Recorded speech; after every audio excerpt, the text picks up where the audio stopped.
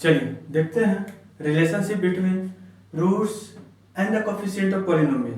तो इसको देखने से पहले मैं एक कुछ चीज रिवाइज करा देना चाहता हूँ। रूट्स क्या है? रूट्स को ही बोलते हैं जीरो या सॉल्यूशन। मतलब कोफिशिएंट ऑफ पॉलिनोमियल पर कौन सा पॉलिनोमियल? Quadratic polynomial.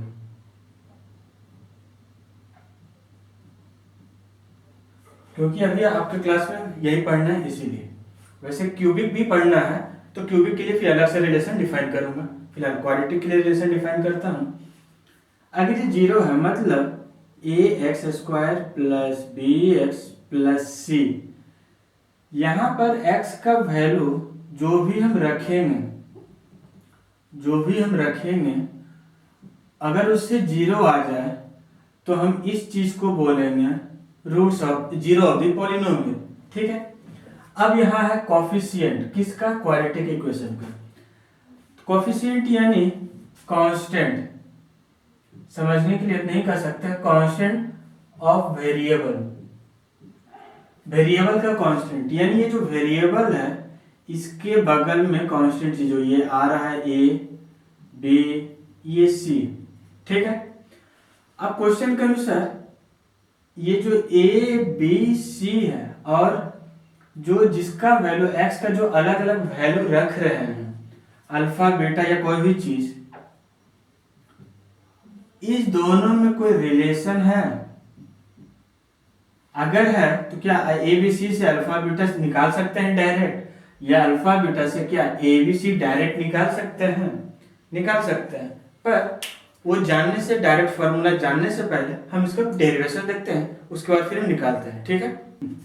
तो चलिए अब देखते हैं एक क्वाड्रेटिक इक्वेशन मान लेते हैं। Let a x square plus b x plus c एक क्या है? Quadratic equation. ठीक है। अगर क्वाड्रेटिक इक्वेशन है, इसका रूट्स कोफिशिएंट और जीरो का रिलेशन निकालना है। रिलेशन इसका निकालना है मतलब कहीं ना कहीं इसका जीरो आएगा। अगर जीरो आएगा तो मतलब कि वह फैक्टराइज होगा। अगर इसका जीरो आ रहा है तो वो क्वाड्रेटिक इक्वेशन फैक्टराइज होगा। ठीक है। अगर होगा तो मान लेते इसका फैक्टराइज क्या होगा? x माइनस अल्फा और x minus beta be its two factor. इसका दो फैक्टर है।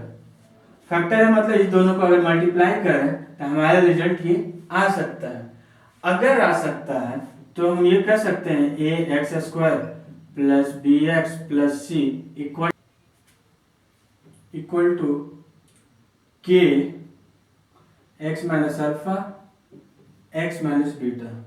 अब समझिएगा यहाँ पर के नहीं लिखे हैं, यहाँ पर के लिख दिए, कंफ्यूज हो रहे होंगे। के एक कोई भी कांस्टेंट मान लेते हैं। क्या है? कांस्टेंट। ऐसा कांस्टेंट हो सकता है मे बी कि इस दोनों में से कुछ कॉमन आए, चाहे इससे आए या सिर्फ इससे आए या दोनों में से आ जाए, तो वो कॉमन हम यहाँ लिख दें। हो सकता है। अगर कॉमन नहीं आता है तो के का वैल्यू 1 लेके, अगर यहाँ पर हम 1 ले लें, जस्ट सोचिएगा 1 ले लें तो कोई रिलेशन में प्रॉब्लम नहीं होगा। ठीक है। 1 तो सभी नंबर का कॉमन है, इसलिए अभी हम 1 ना लेके हम के मान लेते हैं कि कुछ ना कुछ मान लेते हैं कॉमन है। हर क्वेश्चन में नहीं आएगा। अगर जिसमें आ गया तो क्या उसको अलग से रिप्रेजेंट करेंगे या फिर से प्रूफ करने जाएंगे? बिल्कुल नहीं, हम यहीं से सारा काम करेंगे। अगर कॉमन है तो के मानेंगे, नहीं है तो 1 कॉमन लेके हम काम आगे बढ़ लेंगे। अब इसको देखते हैं। A x square plus b x plus c equal to k. अब इसको डिस्ट्रीब्यूटिव प्रॉपर्टी से ओपन कर लेंगे तो एक्स स्क्वायर हो जाएगा minus x beta minus x alpha plus minus minus plus alpha beta. ये तो डिस्ट्रीब्यूटिव प्रॉपर्टी से मल्टीप्लिकेशन आता ही होगा, फिर भी एक बार लिख दे रहे सिंपल फॉर्म में। X x minus beta minus alpha x minus beta. बस मैं इसको ओपन किया तो ये आया। अब मैं a x square plus b x plus c equal to k. X square इस दोनों में से x कॉमन है तो minus alpha plus beta x plus alpha beta. ठीक है, अब मैं LHS RHS को क्या करूंगा, कंपेयर करूंगा। अब मैं इसको और ब्रैकेट ओपन करता हूं, ax² plus bx plus c equal to kx² minus k alpha plus beta x plus k alpha beta. Common है तो सबसे मल्टीप्लाई होगा k, अगर कोई वैल्यू है तो नहीं है तो 1 से लेके 1 मल्टीप्लाई करेंगे तो कोई अंतर नहीं होना चाहिए, इसीलिए। अब मैं कंपेयर करूंगा x का कोफिशिएंट का x से। अगर मैं इसको कंपेयर किया तो a का वैल्यू k आया, a का वैल्यू k आया। अब मैं ये x वाला कोफिशिएंट x से कंपेयर करूं तो ये इसके बराबर आएगा, यानी b का वैल्यू, x का कोई साइन नहीं होता, वेरिएबल का कोई साइन नहीं होता, इसीलिए अगर यहाँ b ले रहे हैं तो यहाँ पर हमें पूरा चीज लेना होगा। लिखेंगे minus k alpha plus beta, क्योंकि ये माइनस फिर किसके लिए छूट जाएगा, वेरिएबल के लिए, और वेरिएबल का कोई साइन नहीं होता है, इसीलिए। अब ये c है, c यानी कांस्टेंट, तो हम इसको रिप्रेजेंट कर दें इस तरह, इसके बराबर, यानी c equal to k alpha beta. ये पहला हो गया, दूसरा,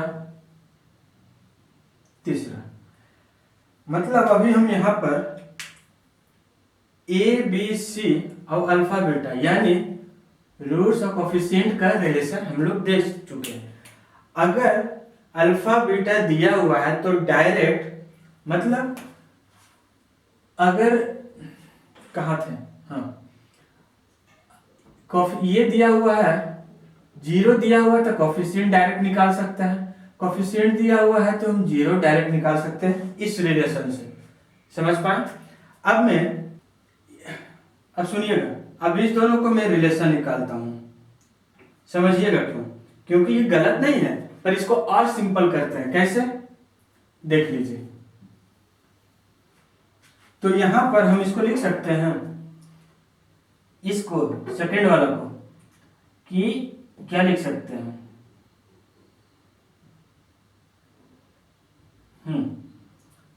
इस माइनस को, चलिए, k equal to b upon minus alpha plus beta, ये तो लिख ही सकते हैं।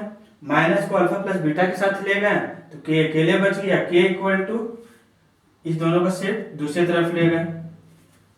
अब इसमें k equal to c upon alpha beta, मैं सबको k के रिस्पेक्ट में लिख दिया। अब इस दोनों का रिलेशन देखिएगा, a इक्वल टू k पहला से, और दूसरा में k equal to b upon minus alpha plus beta. सोचिएगा, इस दोनों k को इक्वल कर दिए। क्यों इक्वल किए? अगर एक ही इक्वेशन है, k एक कांस्टेंट है, तो सब में k कांस्टेंट होगा, एक ही वैल्यू होगा, मतलब कि दोनों का k वैल्यू क्या है, सेम है। अगर सेम है तो इस दोनों को इक्वल कर दिए, ये हो गया। अब मैं इसको हटा दे रहा हूं, तो यहाँ क्या हो गया, a इक्वल टू b। अब इसको क्या मैं ऊपर ले जाकर नीचे ला सकता हूँ, क्रॉस मल्टीप्लाई। तो देखिएगा, alpha plus beta equal to b upon minus a। हम इसी को बस ले गए, माइनस को नहीं ले गए, और ये a नीचे आया, तो इसको रीअरेंज किया, तो alpha plus beta equal to b by minus b by a। ये ज्यादा सिंपल फॉर्म में हो गया। ये गलत नहीं है, पर ये कॉम्प्लिकेशन होगा, और फिर हमें यहाँ पर k क्या है, ये भी एक वेरिएबल है, ये निकालने में ज्यादा प्रॉब्लम है, पर इसमें नहीं होगा। अब मैं इस दोनों को ले लेता हूँ, a equal to k equal to c upon alpha beta. तो यहाँ फिर से एक k को हटा दिया और एक को बगल में लिख दिए, alpha beta equal to c by a cross multiply, ठीक है। ये हमारा फॉर्मूला हुआ। तो अब इसको थोड़ा सा लैंग्वेज का फॉर्म में लिखे हैं, तो ये क्या है, दोनों जीरो का वैल्यू है, तो इसको लिख सकते हैं sum of zero equal to minus b by a, और इसको लिख सकते हैं product of zero equal to c by a. ये लैंग्वेज के फॉर्म में, सिंबल के फॉर्म में, दोनों एक ही चीज है। ये जीरो, प्रोडक्ट ऑफ जीरो का मतलब ये नहीं समझिएगा तो जीरो इंटू जीरो, ये नहीं। जीरो का मतलब एक्स का वह वैल्यू जिससे कि हमारा रिजल्ट जीरो आ जाए, ठीक है। ये हुआ हमारा रिलेशन। अब इसके बेसिस पर हम लोग कुछ क्वेश्चन देखते हैं जिससे कि ज्यादा समझ में आए। तो देखिएगा, मैं ये जो भी लिखा हुआ है मैं इसको एक तरफ लिख दे रहा हूं, एक तरफ क्वेश्चन सॉल्व करूंगा जिससे कि ज्यादा समझ में आएगा। तो मैं फॉर्मूला एक तरफ सिंपल लिख देता हूं, देख लीजिए।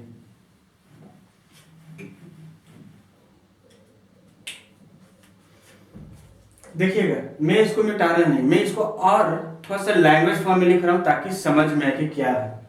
क्या है देखिएगा, ये है alpha plus beta equal to minus b by a, ठीक है। मैं वही चीज लिखा हूं। अब यहां पर लिख रहा हूं, ये माइनस तो है, कोई दिक्कत नहीं है, पर ये बी क्या है, कोफिशिएंट है सी,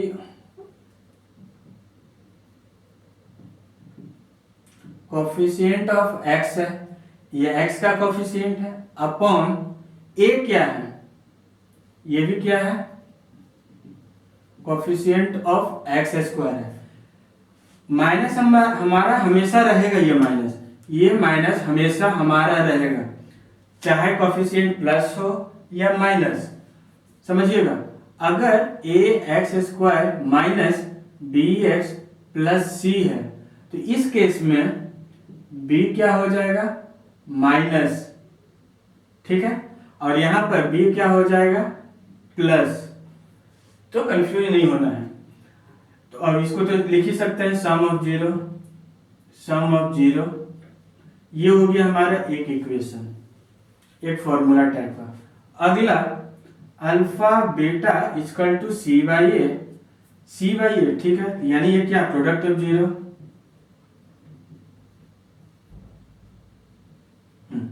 अगर ये प्रोडक्ट ऑफ जीरो है तो ये सी क्या है, कांस्टेंट, अरे ए क्या, coefficient of x square same रहेगा,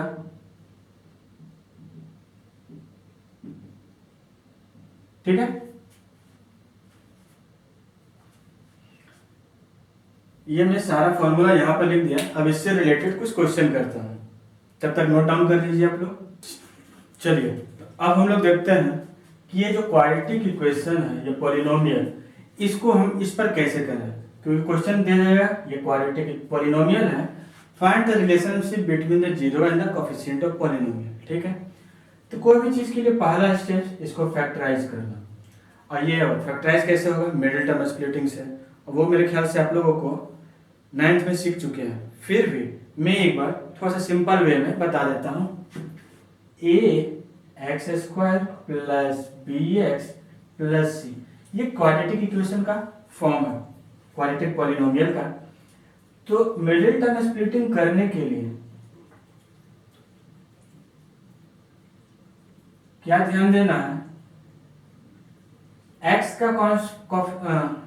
स्क्वायर का कोफिशिएंट और कांस्टेंट टर्म, ये दोनों को मल्टीप्लाई करें, जो रिजल्ट आएगा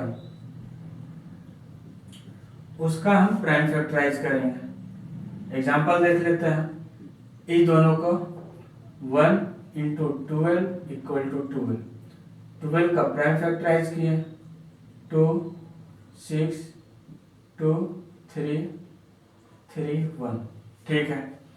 तो यहाँ पर इसको 12 को कैसे लिख सकते हैं, 2 इंटू 2 इंटू 3 इंटू 1, ये 12 है। इसको यानी जो रिजल्ट आएगा इसका प्राइम फैक्टराइज को दो पार्ट में तोड़ना है। कैसा दो पार्ट, यानी कि A B C P Q R S, यानी ये जो रिजल्ट है इसको दो पार्ट में तोड़ना है। किसी भी तरह अरेंजमेंट से आगे पीछे कोई मतलब नहीं है, ऐसा तोड़ना है उस दोनों का प्रोडक्ट करने पर रिजल्ट तो हमेशा आएगा, रिजल्ट हमेशा आएगा, पर उसी दोनों का प्लस या माइनस करने पर हमारा बी आना चाहिए। ठीक है, तो यहाँ ये देख रहे हैं 2 2 जा 4, 4 + 3 4, 4 × 3 12, रिजल्ट आ गया। अब क्या 4 + 3 7, बी आया? हाँ आया। अगर ठीक है, अब हमें ये सिर्फ देखना नहीं है ये चीज, हमें ये भी देखना है कि इस दोनों का साइन का प्रोडक्ट 12 होना चाहिए और इसका प्लस माइनस करने पर हमारा ये रिजल्ट आना चाहिए। तो यहाँ पर क्या हुआ, मिडिल टर्म स्प्लिटिंग किए तो x² + 4x + 3x + 12, ठीक है, यानी इस दोनों का मल्टीप्लाई करके क्या है, ये दोनों का कांस्टेंट आ रहा है? हाँ आ रहा है। इसी दोनों का एडिशन सब्ट्रैक्शन करके क्या ये बी आ रहा है? आ रहा है, मतलब हमारा सब चीज सही है। ठीक है, अब इसको हम दोनों को कॉमन मेथड फैक्टर से कॉमन ले लेते हैं। x + 4 + 3x + 4, समझिएगा जब कॉमन लिए हैं तो ये जो ब्रैकेट वाला टर्म है ये दोनों टर्म में कॉमन होना चाहिए। प्लस से अलग हो रहा है, दो टर्म हुआ, इस दो टर्म में ये जो ब्रैकेट वाला मटेरियल है ये सेम होना चाहिए। तो क्या कर देंगे, x + 3 और x + 4, ठीक है। तो यहां पर ये हमारा क्या हो गया, फैक्टराइज हो गया। चलिए फैक्टराइज तो हो गया। अब हमें इसका जीरो निकालना है। जीरो निकालने के लिए क्या करेंगे, हम x + 3 = 0 और x + 4 = 0, दोनों को जीरो से इक्वेट कर देंगे अलग अलग करके। जीरो निकालने के लिए ध्यान से सुनिएगा फिर से, इस दोनों को अलग अलग जीरो से इक्वेट कर देंगे। क्या निकालने के लिए, जीरोज निकालने के लिए। तो x = -3, x = -4, ठीक है। यही जो दोनों x ही है, कोई दिक्कत नहीं है, फिर भी एक x का वैल्यू जो -3 आया, x = जो -3 आया इसको हम अल्फा मान लेते हैं, x = -4 आया इसको हम बीटा मान लेते हैं। यानी कि अगर हम लोग बोले अल्फा बीटा, कभी क्वेश्चन में जस्ट आगे की बात हम कर रहे हैं, बस सोच रहे हैं सॉरी, अगर अल्फा बीटा दिया हुआ है इसका मतलब x का दो वैल्यू दिया हुआ है, चाहे सेम हो या अलग हो। मतलब इसको हम लिख सकते हैं अल्फा = -3 और बीटा = -4, समझिएगा। यानी अल्फा = -3 का मतलब x = -3 और x = -4 बीट। अगर ये दिया है तो ये करना है, ये दिया है तो ये करना है, समझिएगा। उल्टा अभी हम सीख ले रहे साथ में, ये दिया है तो ये करना, और ये है तो इसको हम ये यही चीज ना है, इसको फिर हम इस तरह लिख सकते हैं। मतलब क्वाड्रेटिक पॉलिनोमियल दिया है तो हम जीरो निकाल सकते हैं। अगर जीरो दिया है तो डायरेक्टली हम इसका रिवर्स प्रोसेस ले जाएं तो क्वाड्रेटिक पॉलिनोमियल निकाल सकते हैं। अब हो गया हमें ये जीरो निकल गया। अब कोफिशिएंट, तो इसका कोफिशिएंट क्या है, a = 1, कुछ नहीं लिखा है तो यानी 1 छुपा हुआ है। क्यों, क्योंकि 1 × समथिंग मल्टीप्लाई किसी भी नंबर या कांस्टेंट वेरिएबल से कोई वैल्यू चेंज नहीं होगा। क्यों, 1 is the identity multiplication of any number, तो इसलिए यहाँ 1 हुआ। b का वैल्यू 7 होगा, c का वैल्यू 12 होगा। देखिएगा कैसे, हमें हमेशा एक चीज थोड़ा शायद छूट गया है, कोई भी पॉलिनोमियल दिया रहा है तो सबसे पहला काम है उसको स्टैंडर्ड फॉर्म में लिखना। क्या स्टैंडर्ड फॉर्म में है, इसलिए हम डायरेक्ट चालू हो गए। अगर मान लेते हैं क्वेश्चन में 7x plus x square plus 12 दिया हो तो हम इससे डायरेक्ट स्टार्ट नहीं होंगे, इसको पहले स्टैंडर्ड फॉर्म में करेंगे। ओके, चलिए अब रिलेशन देखते हैं। अल्फा प्लस बीटा कितना आया, अल्फा कितना है -3 प्लस बीटा कितना है -4, यानी -3 -4 इक्वल टू -7। चलिए ठीक है। अब माइनस बी बाई ए ये हुआ माइनस बी कितना है 7, ये कितना है 1 यानी -7। ये दोनों बराबर आया तो मतलब ये रिलेशन हमारा सेटिस्फाई हो गया, पहला काम पूरा।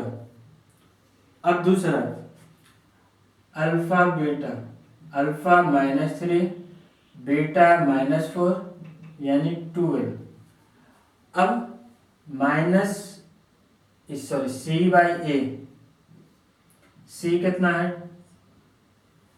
12, ए कितना है 1 यानी 12। ये दोनों बराबर हुआ, हाँ मतलब हमारा रिलेशन सेटिस्फाई। समझ पाए, नोट करिएगा फिर बताते हैं आगे। देखिएगा कोई भी अगर क्वाड्रेटिक पॉलिनोमियल दिया हो, सुनिएगा कोई भी क्वाड्रेटिक पॉलिनोमियल दिया हो तो स्टार्ट नहीं हो जाएंगे सीधे, उसका मिडिल टर्म निकालना है, फिर जो भी उसका कुछ मैं स्टेप लिख दे रहा हूँ जो आप लोग नोट करिएगा, वो इम्पोर्टेंट है।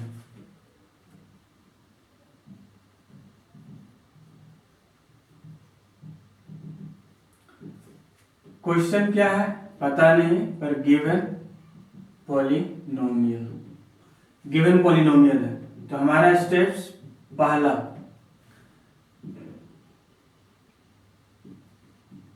स्टैंडर्ड फॉर्म में लिखना है। स्टैंडर्ड फॉर्म का मतलब हमें a x square plus b x plus c इस तरह का अरेंजमेंट में करना है कि एक्स स्क्वायर पहले आए, फिर एक्स आए, फिर सी आए।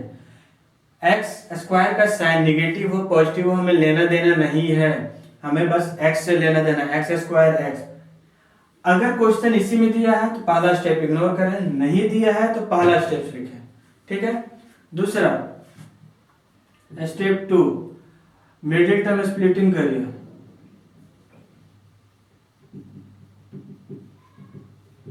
मिडिल टर्म स्प्लिटिंग हो जाएगा। अब हो जाएगा तो तीसरा ये जो दो टर्म आएगा x minus alpha x plus beta कुछ भी आ सकता है, इसको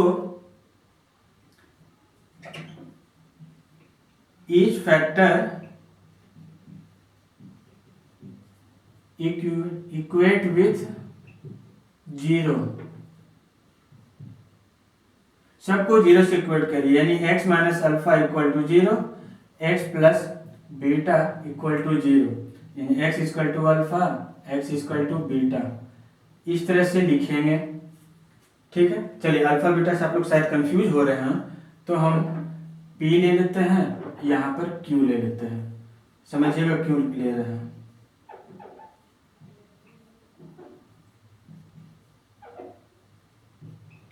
ताकि यही ना है x इक्वल यानी ये अल्फा इक्वल टू p हो गया और बीटा इक्वल टू -q, ठीक है। इतना करने के बाद जब ये स्टैंडर्ड फॉर्म लिखेंगे तो वहां पर छूट गया तो हम ये a का वैल्यू भी कुछ लिख देंगे, b का वैल्यू भी जो आएगा c का वैल्यू भी आएगा, ठीक। अब इसको देखते हैं, अगर ये a x square minus A square, देखिएगा 5x square minus 3x plus 2, तो a 5 हो जाएगा, b -3, c 2, ठीक है। अगर यही question -8x square plus 3x minus 3, तो a हो जाएगा -8, b हो जाएगा 3, c हो जाएगा -3। समझ पा रहे हैं कि कैसे क्या लिखना है। हमें अगर प्लस है तो डायरेक्ट लिख देना है, नहीं है तो उस कांस्टेंट के साथ जो भी साइन है वो हमें पुट अप करना है, ठीक है।